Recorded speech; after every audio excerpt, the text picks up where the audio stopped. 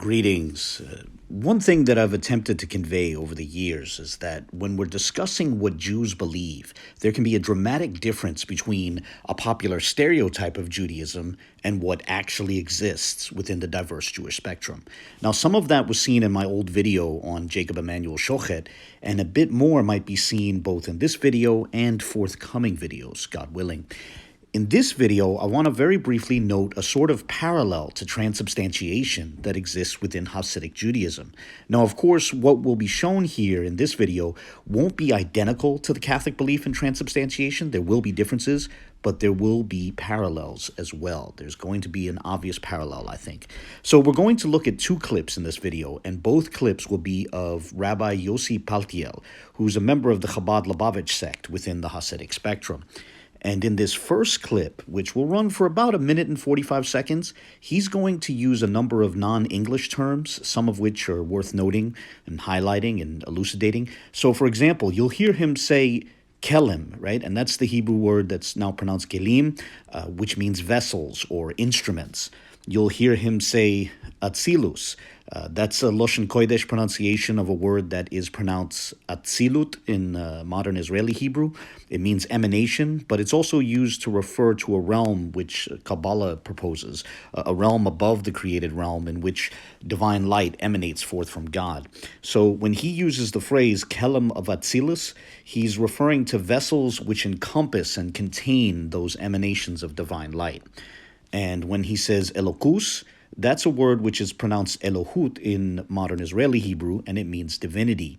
The word mamash or mamish, as he says, means truly or really or literally. So at one point, you're going to hear him say Elokus mamish, which means literally divinity.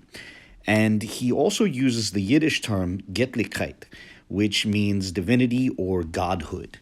And when those precise terms are used, I'll put them on the screen at the top right of the screen.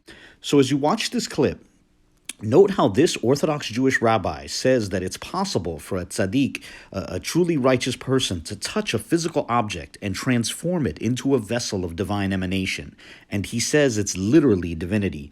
And if that isn't close enough to transubstantiation, there's even going to be another part where we have a parallel to closed communion. He recounts how the seventh Rebbe, whom many Lubavitchers consider to be the Messiah, would hand out alcohol, which in his belief had been transformed into divinity. And it was forbidden to share that transformed alcohol with those outside of their people, precisely because what they were drinking was literal divinity. So here's the clip, and fair use. Any place a tzaddik touches becomes his, and he's his forever.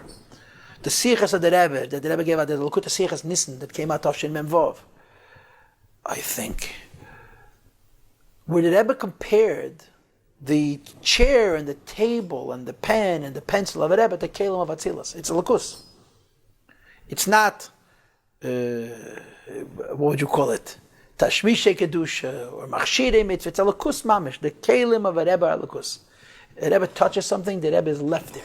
Which of course is the explanation of the Maimon Chazal, that tzaddikim mamoinim chaber aleim yosem igufam, the Rebbeim value everything that they touch because there's a piece of them in it. And the example which always comes to mind when I contemplate this is a recollection that I have, and any Lubavitcher who was around 770 for any period of time remembers this. The Rebbe would give mashke, alcohol, which of course you're not allowed to have on Pesach. Wine you can have on Pesach. Mashke you can have on Pesach. And I remember one year specifically, it was after Purim, and the Rebbe was giving mashke. And in the course of announcing the giving of mashke, which was a regular feature in every Shabbos Farbrengen, the Rebbe's tone suddenly changed. And he says, this is selbstverständlich, it's self-understood, as chas v'sholem f'amoy the mashke ta'agoy. God forbid to sell this mashke to a non-Jew.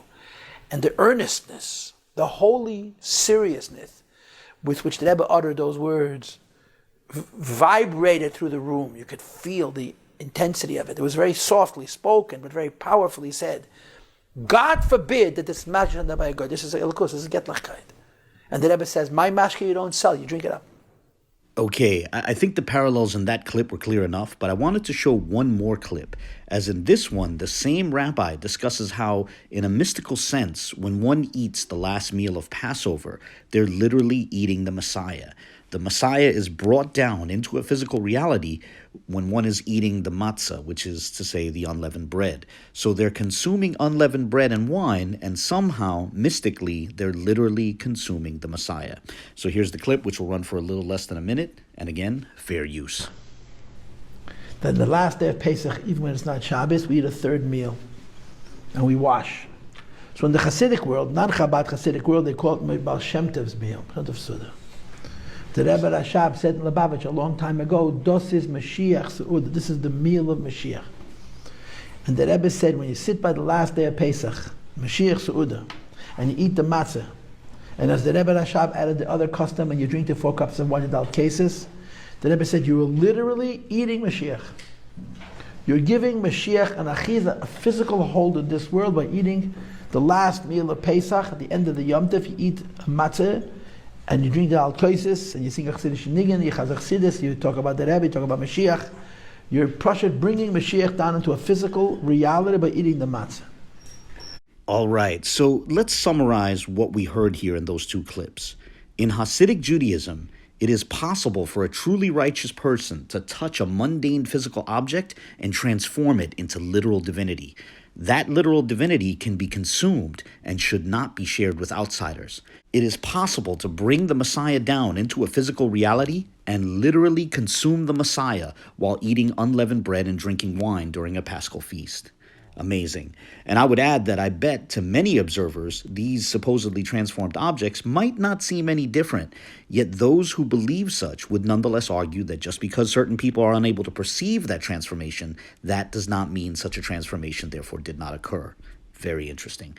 But with that, I'll close this video here. As always, comments, questions, criticisms, and corrections are always welcome, so feel free to share your thoughts, whether positive or negative. I hope you found this interesting, and God bless.